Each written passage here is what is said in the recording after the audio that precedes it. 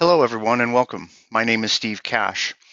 We're going to wait just a couple of minutes here as the number of attendees just keeps ticking up, which is a good sign. We'll get started at about 2 minutes after. Thanks.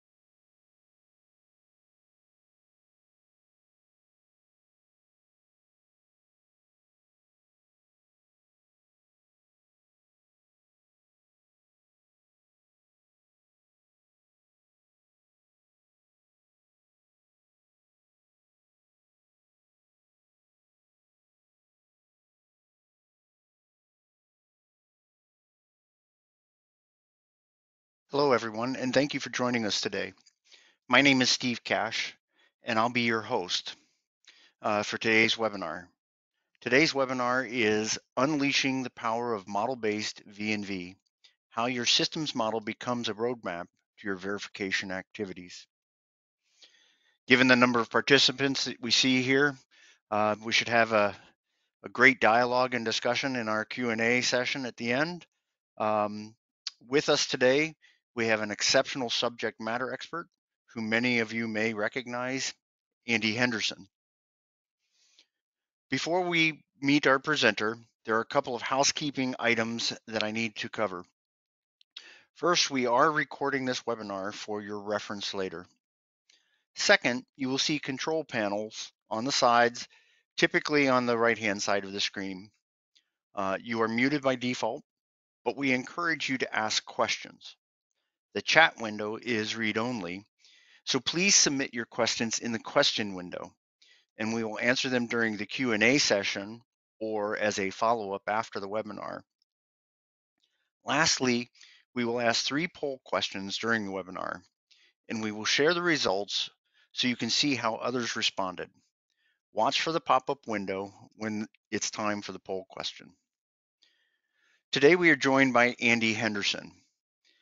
Andy Henderson is a principal systems engineer and product manager for GENESYS at Zuken Vitek. He spent 19 years as a systems architect for Northrop Grumman prior to joining Zuken Vitek. During his tenure at Northrop Grumman, he performed systems, test and evaluation, and reliability and maintainability engineering on a range of programs, from the NASA Orion Lunar Orbiter to small UAV programs and the Global Hawk family of UAVs, before moving into the Vehicle Management Systems group. Welcome, Andy. Thank you for being here today. Let's go ahead and get started with a look at the agenda and our first poll question. So the agenda for today will go through verification requirements and general background, model-based verification planning, using the descriptive architecture model to guide your verification activities, identifying gaps in your verification efforts, and using model-based methods to generate exports and share the results, create products, and connect data. Let's go on to our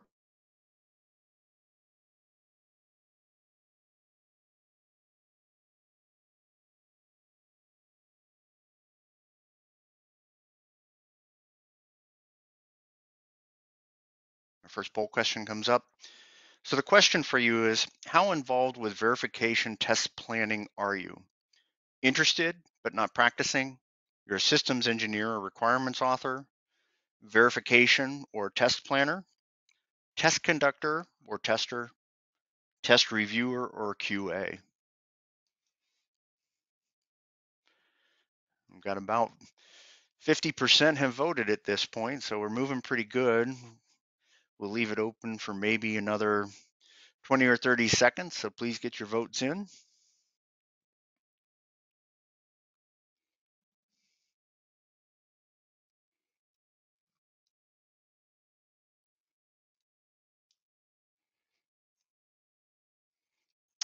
All right, it looks like our voting has slowed a little bit here, so let's go ahead and end the poll and share the results.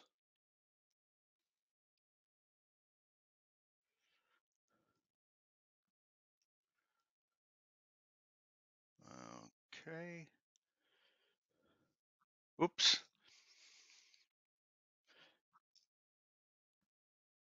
So let's see if I can pull that back up real quick. Thank you. So looks like about 36% of you are interested but not practicing, and about 53% of you are systems engineers or requirements authors.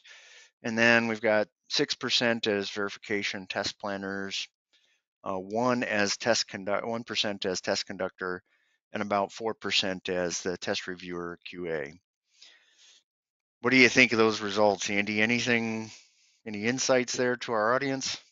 Yeah, very interesting. And thank you for the introduction, Steve. But yeah, this poll result seems about like I expected. Again, a lot of systems engineers, a lot of requirements authors, which is great. The focus of this presentation is mostly to systems engineers as well as verification engineers, right? Test planners. And I'm glad to see we've got one test conductor or tester out there. That's awesome. So this is great. I'm hoping everybody gets something out of this presentation and finds it interesting.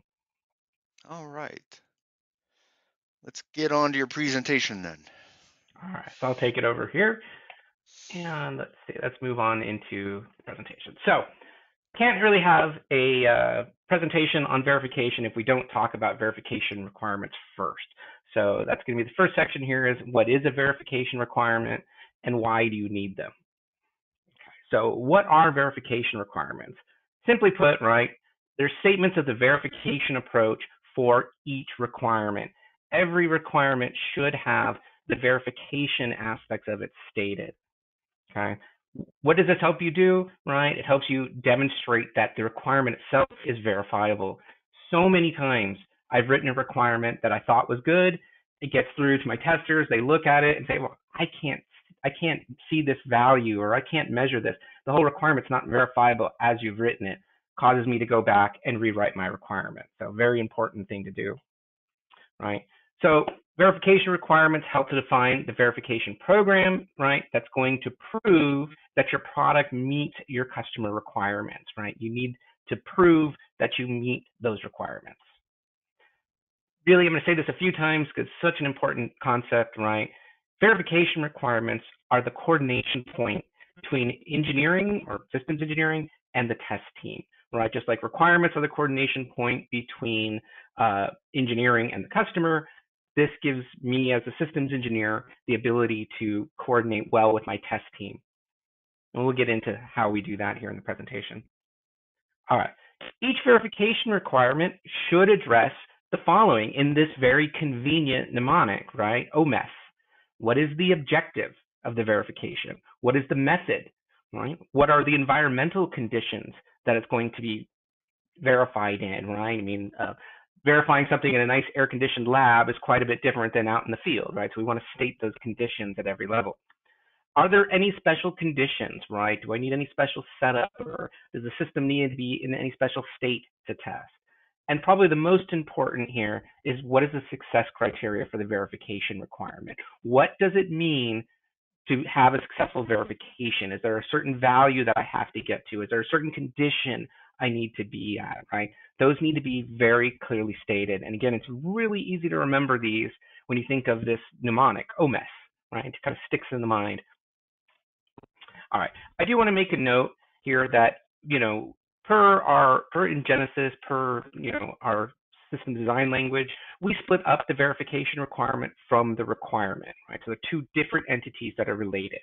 You don't always have to do that. A lot of organizations put the verification aspects into the requirement and whatever tool they're using directly. That is okay, right? So they can be combined and into a single entity. That's perfectly fine. If you do that, though, if you combine them and your organization starts having multiple verifications for any one requirement, it can get a little tricky to manage because now everything's all in one bit of data, right? And that makes it harder to split out, harder to manage. So I do want to point that out here that none of these methods and things I'm going to be talking about have to include a verification requirement. Those aspects could be included in the requirement itself. It's really all about the verification aspects of the requirement. All right, let's start off with a few examples of verification requirements. So here, this is a verification requirement for a sample, little quadcopter drone project we like to use. So in this one, it says the requirement or the verification requirement is verify video drone system total production cost. So the statement was written as a cost analysis shall be performed on the total video drone system production cost to determine the production cost allocation that meets the allocated production cost for the system, right? The analysis will be successful when the rolled up cost to produce the drone system is less than or equal to the allocated production cost.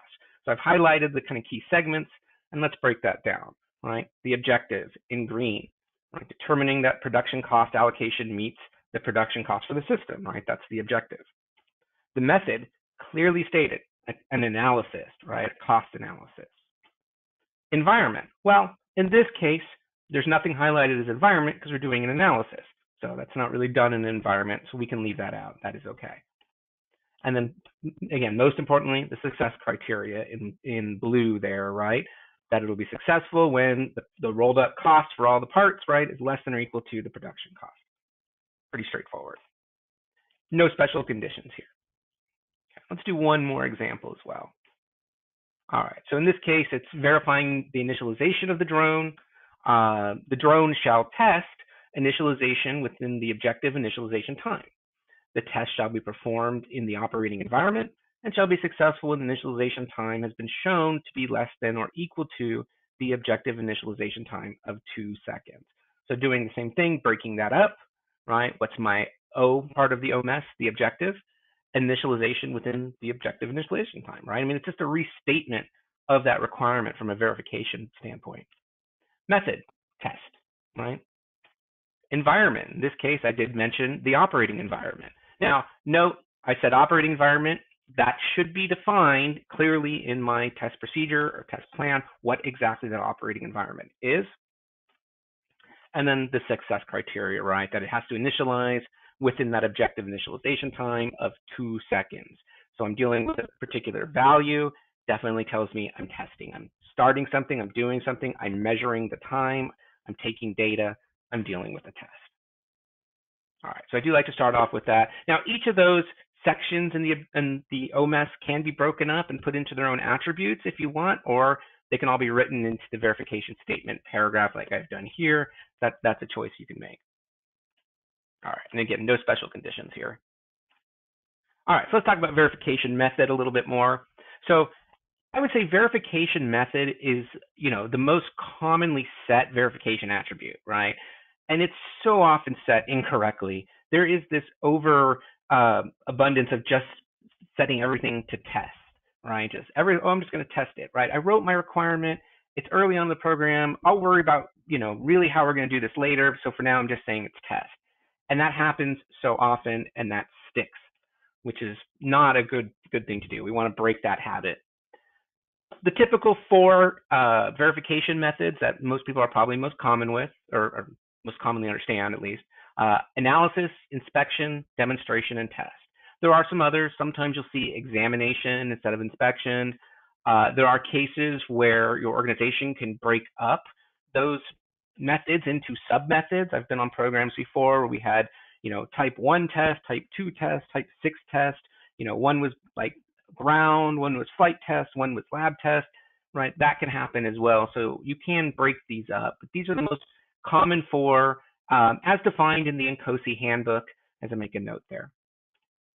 So what is analysis, right? Well, that's analytical evidence using calculation. And the important part here is that it does not involve the system of interest, really only models of the system of interest. Inspection, right? Visual or measuring, examination of the element to make sure it fits into a certain volume, something like that. That's usually inspection. Demonstration, right? Showing correct operation. And the key part here is without taking measurements, right? Very common. A lot of times people will write up a verification requirement and make the method test. And then when they write what it's actually doing, they're really just talking about demonstration. They're saying something like, if the aircraft, we want to, raise and lower the landing gear. And that's it. Well, that's a demonstration. If I make that a test, right, if I'm starting to measure how much force is applied or strain gauges, things like that, now we're talking test. But just doing something and seeing it getting done, we're dealing with a demonstration.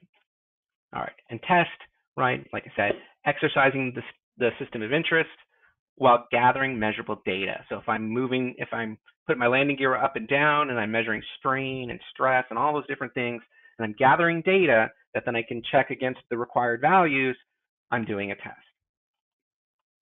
So keep in mind, test is the most expensive form of verification, right? We ought to try to minimize its use. That being said, we don't want to under-minimize it. We need to test what needs to be tested, but not everything is test, right? Test has a huge trail of, support and engineering behind it and time, right? Test is a lot more expensive than just demonstrating, or even inspection's even cheaper than demonstrating, and analysis is usually one of the cheapest options you can do to verify a requirement. Of course, test is usually the most comprehensive. So again, be careful of its use, and it is often overused, especially by systems engineers early on in the program. All right, once that method is selected, right, finishing writing that VR, right, hitting those points in that OMS mnemonic, right, the objective, the method, the environment, the success criteria, can really help to confirm the validity of that chosen method, right? When I start writing the success criteria, and all of a sudden I find that I'm not really writing that I need to measure something, but I marked that as a test, that's a sign right there that I need to stop and go back and change that verification method to demonstration, right? That helps you as a systems engineer write a better requirement. All right, so why spend time on verification requirements? This is a question I get asked a lot, right? Most engineers will or systems engineers will write the requirement and they'll tack verification method to it and call it good. So again, trying to bring home why we want to do this. Again, coordination point between engineering and test, right? Again, requirements, the coordination point between customer and engineering, so we can have that flow from customer through systems engineering all the way to test, right? A requirement really is not complete without the definition of its verification. How do you know it's even verifiable? And again, so many times I've written a good requirement, given it to my testers, and they've come back with saying this isn't verifiable, which has caused me to go back and rewrite the verification and rewrite the requirement itself, that is. All right. Writing verification requirements will improve the quality of your requirements tremendously. Okay. So previous experience here, writing verification requirements on previous programs.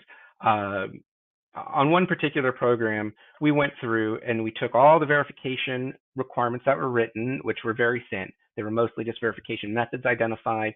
We went through and wrote verification requirements for everything that didn't have one. We went through and we found just a tremendous error rate in what the initial requirement author had tagged it as a verification, for the method. Again, an overabundance of test, right? We went through and for just looking at the lab test procedures, we removed 13 weeks of testing. That wasn't really testing anything because it was mostly demonstrations, or it could have been done by analysis, or it could have been done by examination, right? And all this had been already factored into the schedule, and we managed to remove that back out. That's just huge savings. I mean, that's the kind of things that makes program managers just happy. It's the kind of things that win you awards for a company because it's just a huge time savings.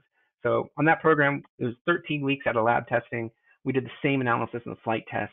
We removed 2 months of flight testing that was just not needed. So it was just absolutely huge. And every time I've done this, every time I've gone through and really looked at the verification requirements and gone through this trouble of writing them, we've just found so many errors and so many things we could improve, that we just really improved the whole verification effort.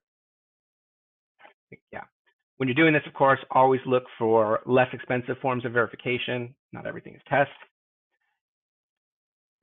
Getting verification right is so important, right? Because any mistake you make here is so costly to catch later. Because really, this is about getting your requirements right. This is part of that effort. So you want to catch things early. You want to do a good job here. I do have a link in here to another presentation that this is from Steve Sukanik, who I worked for years at Northrop Grumman. He, taught me how to do verification and test. We worked together in this model-based environment, and this presentation is absolutely excellent. Goes into a lot more detail on verification requirements and examples and planning. So highly recommend taking a look at that. And a lot of this is based on that methodology. All right, so again, why bother with verification requirements? What's the typical flow, right? The systems engineer writes a requirement. The systems engineer pats himself on the back for writing a wonderful requirement that hits every style point in the NCOSI style guide or their own company style guide, right? And they've done a great job. So what do they do next? Generally, they realize they should probably fill in at least the verification method. So early on in the program, sure, it's got to be tested. Yeah, test, right? Or maybe they don't even bother and they say, well, we'll fill this in later, and so it stays blank, right? In the end, that can result in incomplete requirements. We've all seen that. We've all seen requirements get to test, not testable. They're incomplete. They don't make any sense, right? This process helps to weed that out, right? Again, the systems engineer tends to spend little time thinking about verification when they should be the first line in thinking of verification when they write the requirement. It should be part of that thought process. So what happens when your organization forces writing a verification requirement, or at least the verification requirement attributes and things we've been talking about, right? There's required for that requirement to be complete to pass through a readiness review board or however your process works, right? What happens in that case? Well, we get this flow, right? System engineer writes the requirement. The systems engineer checks the style guide, pats themselves on the back. They wrote a great requirement. They didn't write anything dumb in their requirement. They didn't say the system shall support something, right? Which is my pet peeve. I can't stand those requirements. They wrote a good requirement, right? They get down into that verification aspect and they write that verification requirement, right? And they cover that objective, the method, environment, success criteria, any special conditions. When they do that, they're going to find out if the requirement was really well written, right? Because it will be verifiable. So if it is, great. They can exit the loop, right? And they go and they get an end result of a pretty good requirement generally. But if not, right, there's a feedback loop in this case where because that verification statement pointed out deficiencies in the requirement, they're going to go back and reevaluate that original requirement statement, loop back around, and adjust the verification until they get it right. And this is a case where you really would want to include your testers as well. Because again, so many times they've told me that what I'm asking for, they just can't deliver. And as a systems engineer, I may not have known that, right? So very important. And again, this results in that requirement author, producing a correct requirement, a better requirement, and hopefully having that kind of aha moment of why I'm writing verification requirements and why they are so important to this process.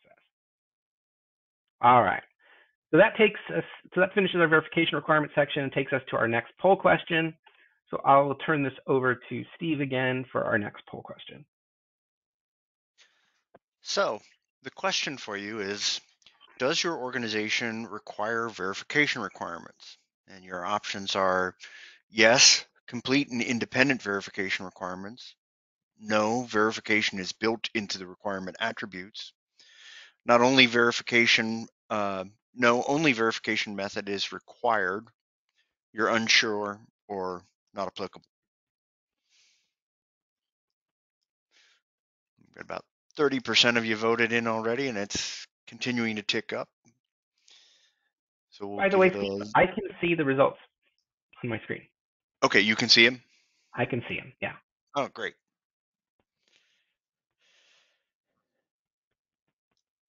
Give everybody a few minutes, All or right, a minute just here.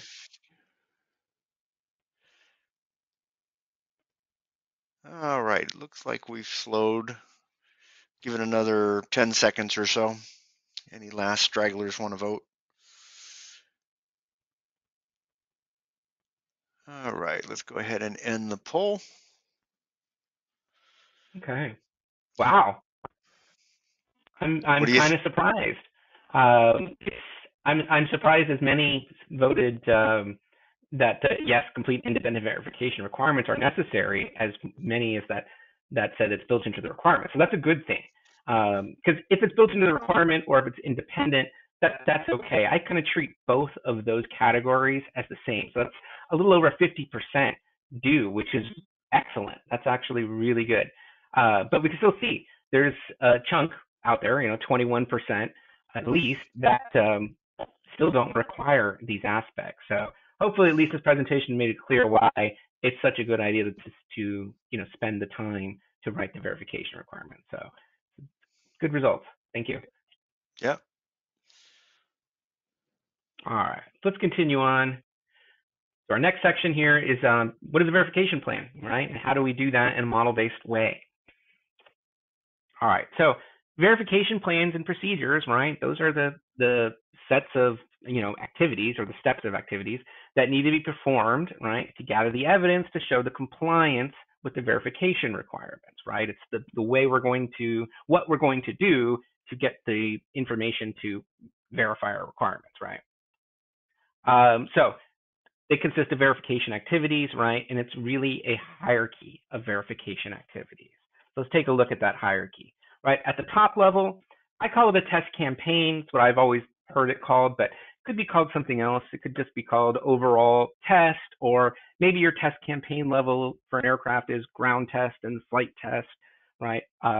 Very much depends what you want to call that highest level. But there is a top level, right? There is this top overarching set of tests that you're going to do to meet some major objective, right? That test campaign would break down, right? It's decomposed by test plans, right? So in this case, we have test plan A, B, C, right? Each of those decomposes another step into test cases. Again, this is usually the way that these break down. Sometimes you might go straight into, you have individual test cases, or maybe some test cases are used by different procedures. You can organize this however you need to, but this is a typical flow down. The test cases, of course, are going to contain individual test steps, and this is where we're starting to get into sequenced steps of the test. Okay. Again, it's very much a hierarchy, right? And keeping this hierarchy straight is very important. Okay. So again, verification requirements are really the why we're doing these things. Verification activities are what we're doing to gather in the information for the verification requirements. All right, so decomposing that verification activity, right? So we're at our test plan or procedure level, right? We decompose that into individual test cases, right? And then those test cases decomposed into individual test steps, right? Where we can flow it out. In these flows, we can apply behavior constructs as well. Typically, a test flow at this test step level is going to be very serial. You're going to do step 1, step 2, step 3. That's very typical. But you can apply behavioral constructs to this as well. I can put a parallel construct and say, test step 3 and 4 and 5 all have to be done before I can move on, right? That would be how I'd use a parallel structure. Or I can put in decision nodes, right? I can put in the fact that what happens if the test fails? Do I need to switch into some other test step at that point, or do I just record it, right? I can put decisions into the flow as well. And the more of that I can put in here, right, and visually lay out, the more of that you're going to capture, right? The better your test plans are going to be. I can also use constructs like iterates, right? I can iterate over a set of a test. In this example, right, we're talking about initializing our drone. Well, our drone probably uses a phone application, right, to control the drone and to program it and things. Well, I'm going to have to test for different phone operating systems. So I have to do the same test steps, but I have to apply that to different operating systems.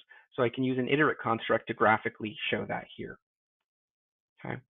Another important part too is when you're building these models, right, clearly marking each verification activity with a type attribute is very important, right? Are we dealing with test steps? cases at the plan level. The more that you set up, the cleaner your decomposition will be, the better the outputs are going to work because the output, reports and scripts and things like that can, they'll know what type of test or type of verification activity they're dealing with. So, typing them is a very important step. Let's take a look at typical verification activity attributes, right? So as set up in GENESYS directly, we use these basic attributes, right? A name of the verification activity, a number. I do like to point out that the number is for organizational purposes, right? It shows me where I'm at in the hierarchy because it's a hierarchical number, right? As the number that comes after the dot would be like another level. Really helps to clue me in as to what I'm looking at, what level it is, once you get used to using that that number attribute. I have a detailed description attribute, right? And for the higher level verification activities like test campaigns and test procedures, I'm going to write up a pretty detailed description of what I need there, right? So I'm going to use that description. Then, of course, I have my type that we discussed, right? Step, case, plan, campaign, whatever enumerated values you need for your organization. Status is the this test activity or verification activity, sorry, passed? Is it blocked? Is it, on hold, right? We can set that. If you have a responsible party, you can set that as a value here as well. There are other ways to set that. You could do it by relationship as well. Very much depends on just what you need. Then we get into really kind of the important ones for being at the lower level, being at a test step level, right? Preconditions. What are the preconditions the system needs to be in before this test can be done? Does it need to be in a certain state? Do I need certain equipment, right? I can list all that. Post conditions. When I do the test, what's the state of the system going to be in when I'm done? I want to define that. Any special comments, of course, we give you a field for that. And then probably the most important one, the expected result. What do I expect the results from this test to be? I also have an actual result field. Now, an interesting thing about the actual result is I will typically make that a versioned attribute. In that case, that means GENESYS is going to track every change I make to that field, right? So if I run this test once and I write down the actual results and then I go and do it again, right, then the older results will just get pushed into that versioning. And so I can always get back and see that history of the test. But GENESYS is always going to show me in this attribute the latest results, okay? There are some other ways to handle that if you're doing a lot of automated testing or things like that. There are some different ways we can handle that as well, but this is more of the typical flow. Some of the other basic attributes too would be dates, right? What's my start date? What's my actual start date? Planned end date, right? These are things I can use to help sync up with some of the planning tools, Microsoft Project, things like that. So I do like to point these out as just kind of basic attributes. Of course, you can modify them. You can, add additional verification attributes that you need for your process. And that is one of the absolutely beautiful things about GENESYS is the control of this language, right? All of those enumerated values are set up by the administrator and only changeable by an administrator or somebody who has that level of permission.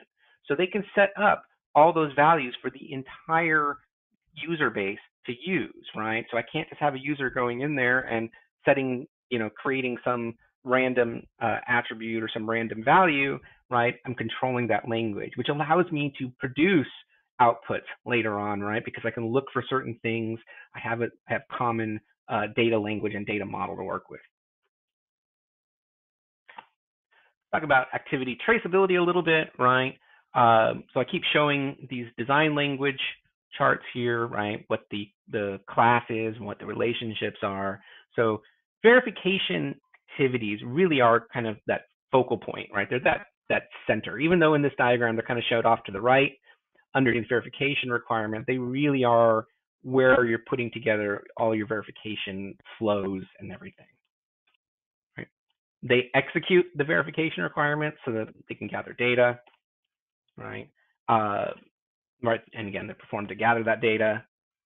Okay, they accomplish verification events, right? So this allows me to, put in there individual test events, right? Like this is flight test A and this is flight test B, right? And flight test A is going to cover all of these verification requirements. Flight test B is going to be focused on some other aspect, right? But those are actual events that can have dates and that you can plan around. Okay. They can employ test configurations, right? So, typically, right, we have behaviors that are being performed by components, right? Well, verification activities employ test configurations, and they can employ other components that aren't necessarily part of your system. They can employ, test equipment, data acquisition units, right? Oscilloscopes, whole aircraft, whatever you need, you can put that in the model as well and tie them to that. So you can have that traceability tree there. Oops. All right. All right. Let's move on. So this next section is on, using your model to, guide your verification plan creation a bit. Okay. Oh, and that brings us to our third poll question. So I'll turn it over to Steve again. All right. Does your organization have a detailed behavior model you can use to guide your verification activities?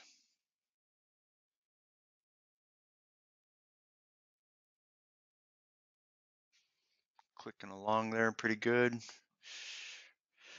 I love seeing them updating in real time. Yeah, it's a neat feature of the poll questions in Zoom. Yeah, that we can see. All right. Just about, we're 67, 68%, so we'll give it another 10 or 15 seconds here.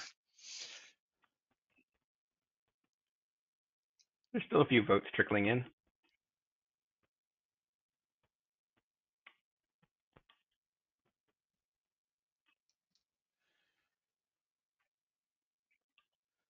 All right, I think that's a pretty good response.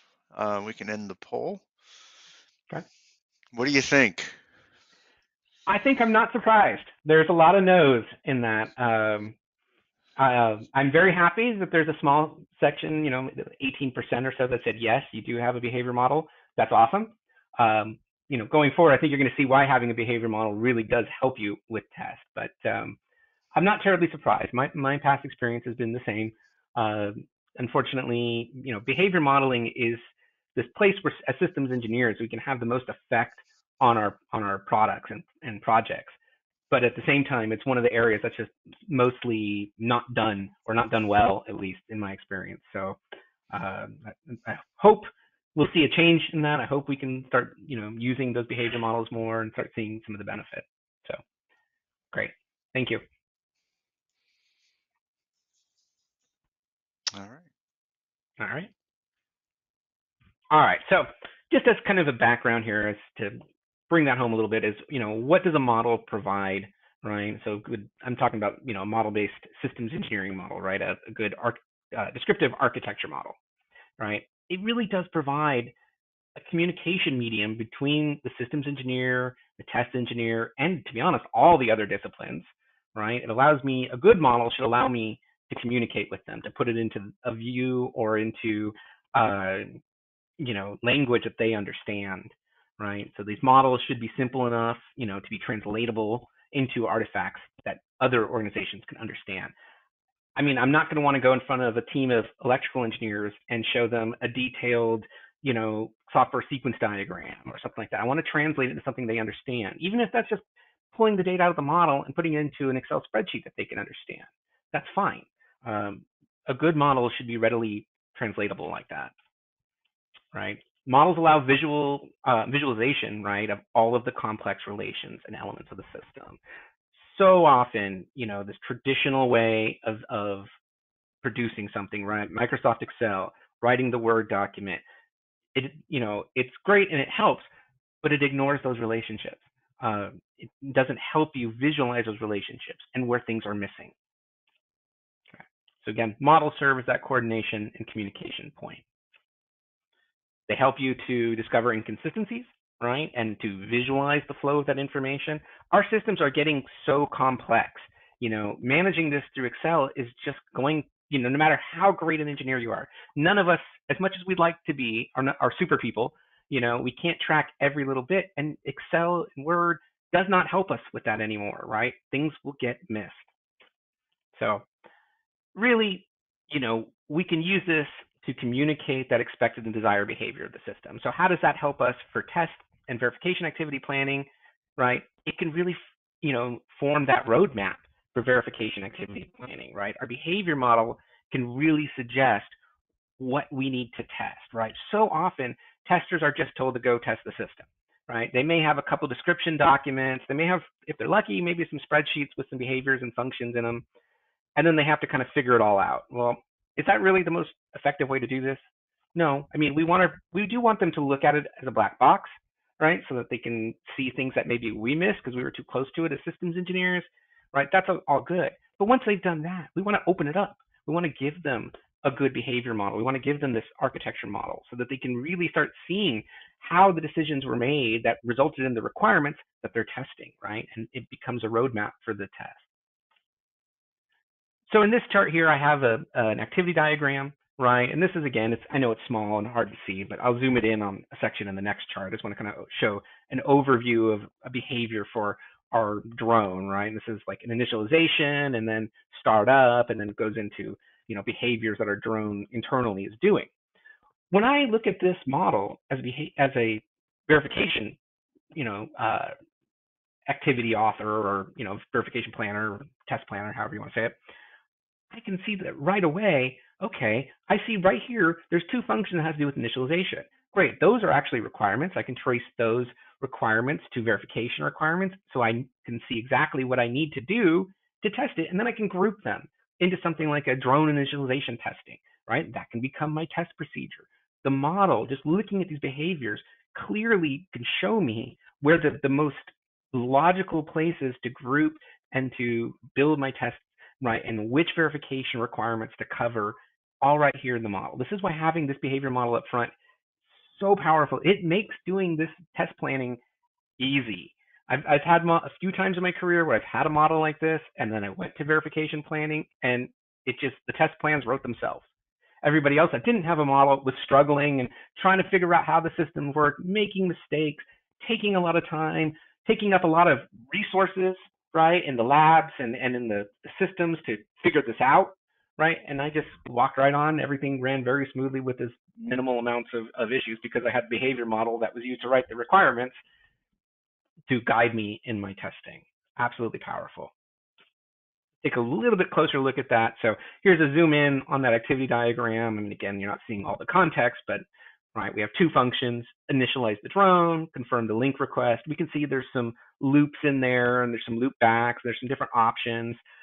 We can see some inputs and outputs here, right? That when I initialize my drone, it's getting a switch position, and then it emits a chime, right? And then after we go through the link request, I get a link request, I output a link confirmation, right? So I can see, and then from this point on, if we had the model open, we would see that we start getting into the drone running on its own. So we're really not doing initialization testing, right? At that point, we'd move on to doing, remote control input testing and in-flight positioning testing, things like that of utilizing the drone. But the model suggested the fact that we have to do initialization testing. So I can break that out into test steps, like detailed test steps, and I can use the model to inform that, right? I know right now that, I know my drone's going to emit a chime when it powers on. So I want to make part of my test to either hear that chime comes on or that chime doesn't come on in certain conditions, right? I can use that model to inform this test flow. Okay. It becomes very obvious when you have this kind of model. All right. So as promised, we're going to talk a little bit about identifying gaps in your verification activities. So really, how do you do this? How do you identify these gaps? I usually think of it as in three major ways to do this, right? Simulation, simulating my verification plans as I've designed them, right? We'll get into the details in a couple of these other charts. Traceability, right? Reports, tables, matrices of information, looking for missing relationships, very key.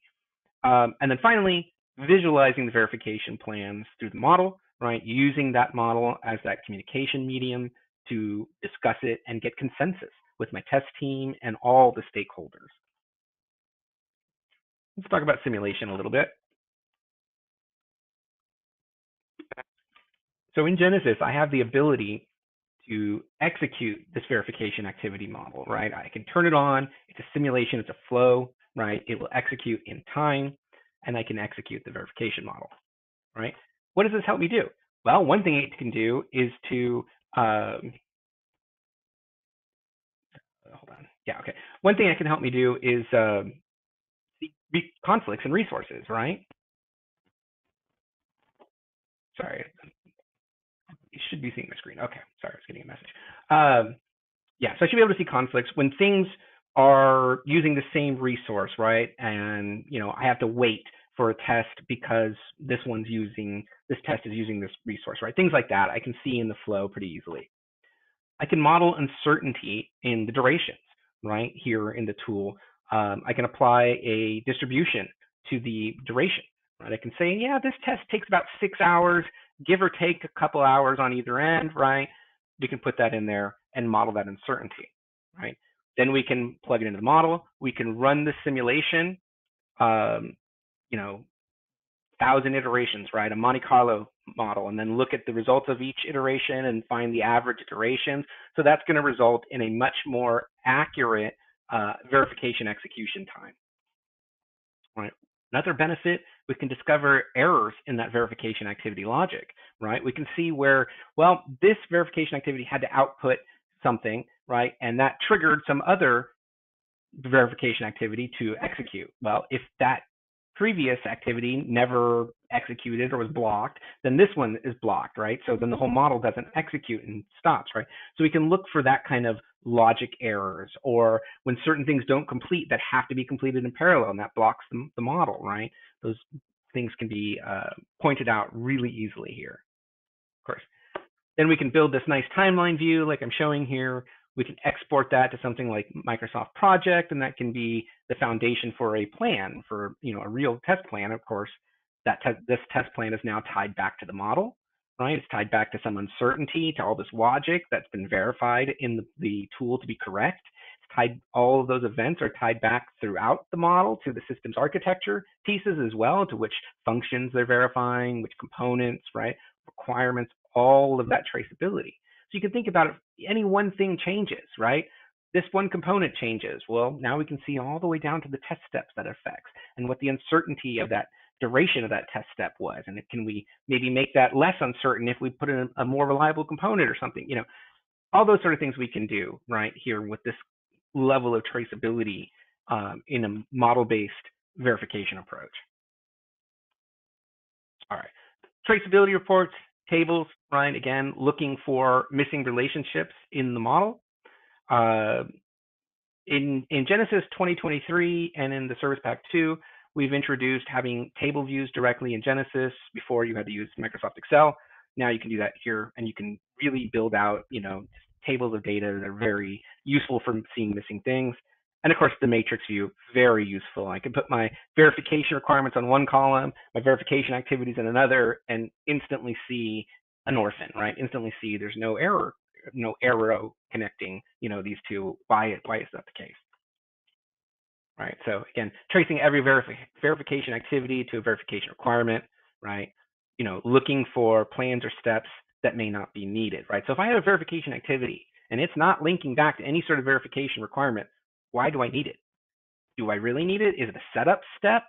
Okay, but then I need to make that conscious decision that that's why I'm doing that, right? Orphan verification requirements. Do I have, the other way? Do I have a verification requirement that doesn't have a verification activity? I missed something, right? Now I'm actually not gathering evidence for something I need to. That's an important thing to miss. All Right. right. Getting low on time. Yeah, we're right about Right. at their time limit here if we want to get some All right. question and answers in. So Let me go ahead give and you a finish sec. up then Yep. with a few charts, and then we'll switch to question and answer. So I'm going to move a little faster here, but one thing I want to point out is take an existing test plan, take your test plan that you've done through Microsoft Office, products, right? Word and Excel, model it, look for orphans. You're going to find test steps that weren't traceable. You're going to find verification requirements that were incorrect. Real quick, model visualizations, right? Use the model to share that flow of activities to the team, however that makes sense, through HTML outputs, through direct images, through Excel spreadsheets, right? Get that buy-in early, right? Build consensus in the model. Get all stakeholders involved. In the past, I've had I brought the model up in front of huge organizations and stepped through it. And yes, it was a little painful in the beginning for everybody to get on board with the terminology, but once they did, we produced invaluable, products and correct flows. All right, so use whatever medium works best for your organization. We are running a little on time, so generally I was going to say that verification artifacts, right, managing results, these are outputs from the tool, right? Test plans can be generated from this tool that are in regular document format, right? Again, that follows the decomposition of verification activities. This is just kind of the roadmap for how it would read down that decomposition. Excel, right? Word documents are great for formal documents, but they are very hard to put a lot of information in, right? The page size is just very restrictive.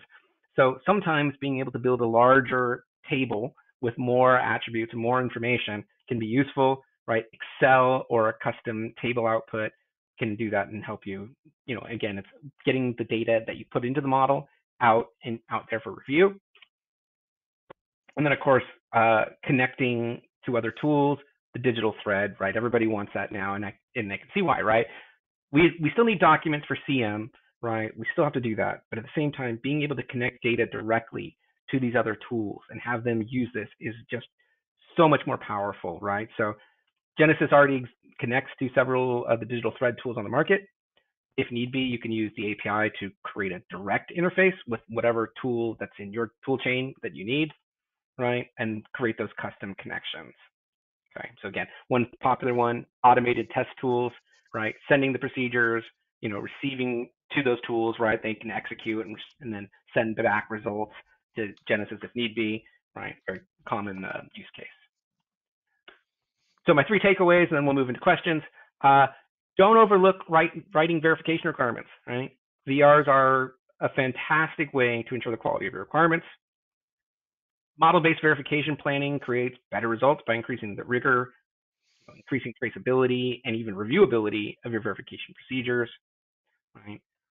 Use existing behavior models to inform your verification activities, and then use the models of your verification activities to communicate that verification flow. All right. I hope that was interesting, and I guess we'll go ahead and open it up for questions. All right. We've got a number of questions here, and they keep coming in. So I've tagged a bunch of them to try to answer here live at the moment. Let me start with one that came in early. How often, in your experience, can verification requirements be reused? Generally, a verification requirement should be tailored pretty directly to its requirement, right? So as part of stating the objective, I usually kind of restate the requirement. So the reuse aspect of a verification requirement may not be as high as I would normally think. It very much depends. If I'm reusing that requirement, then the verification statement can go with it. But typically, I write them on a one-to-one basis. It is effort, but it's that effort of like proofreading, right? It's worth it to spend the effort to do that uniquely for each requirement. Okay, thanks for that. Yeah. Next question comes in and says, sometimes process product requirements that are cascaded down to the detailed design level need to be verified based on the detailed or the design related artifacts, CAD, assembly, etc. Is reviewing considered a success criteria? Is reviewing the detailed design artifact considered as a verification method? Sure, it sounds to me like that's inspection. Right? If I'm going and examining it or inspecting it, measuring it, making sure something fits inside a volume or, something like that, that's very much inspection. So even if you are just verifying it based on the digital representation, as long as that is part of the, configuration managed flow of your product, that should be acceptable. And of course, in the end, it's whatever your QA guidance is, quality assurance, or your customers, accept. If they accept that, then that should work fine. Yeah. Okay. Yep, I would treat it the same way. It's a verification activity, even as part of the engineering process, right? Mm-hmm. Verifying your artifacts can be considered part of that verification effort. Mm-hmm. Yeah, very much. Next question. And I'm going to do a little tweak to this question. The question says, does verification activity include a percent retest? And I guess I would turn that around and say, can you take your verification behavior or simulation and include some percentage of retest for planning purposes? I would say sure. Uh, yeah, if you're very interested in tracking that kind of retest metric, right, you could actually add an attribute that would test, or track how many times. You could, in GENESYS, I'm just thinking how I'd even approach that. I could write a little script that would look at the results uh, versioned attribute, right? See how many times it was loaded with results. So it would show how many times it was retested. Yeah, there's a bunch of different ways to handle that. And if you really need that metric, then sure, that's something that you would look to add into the schema maybe, or to build some kind of custom script to track. Okay. Yeah, I'm same opinion is that you can, if you can think of it, you can probably build it into the Yep. activities. Um, Next question. Do you have a link to use Maple MBSE to assist in behavior modeling? That's a great question. And that is a feature at the moment. I would say no. Um, we are working on that integration now, so that will be coming out in the GENESYS 2024 product release. So we'll have some guidance there in integrating Maple. Okay. I'm going to take one more, and as we're at the end here, we will answer any of the questions. You will get an email with response to any of the questions. But this last one, um, is industry normally driven by time pressure to deliver projects? Did we measure the time cost of doing a good verification plan versus the current practice of moving faster? The big problem we see is that organizationally, leaderships do not understand those concepts. That is such a great question. And that's why, when you can do an analysis like this, you can use an MBSE approach to show them how much time they can save. That's when you get noticed. That's when the management really starts taking note of these things. I was lucky enough to be on a project where we got to do that, and the savings were just insane. Some of the things that program manager said were not were just, it blew his mind as to how much time we could save by actually, doing a good verification planning process, right? And really spending the time up front to do that. It just was worth it. So that is a great question. The best way to do that is to show them improvements, right, in the parts of the program that you can do this. Uh, it's kind of generally been my approach to handling that. So great question. Uh, All every right. organization is going to be slightly different. Yep. Well, thank you, everyone. And thanks to Andy for his expertise in presenting this information to us. Um, there are Andy, Zukin, and Vitek are all available in LinkedIn. So you can access any of the information and even us as individuals to be able to get more information. Um, we hope that you found the webinar interesting and helpful. The links to the Zukin webinar series will be made available, and the recording will be available to participants. Um, Thanks again. Have a great day. Thank you.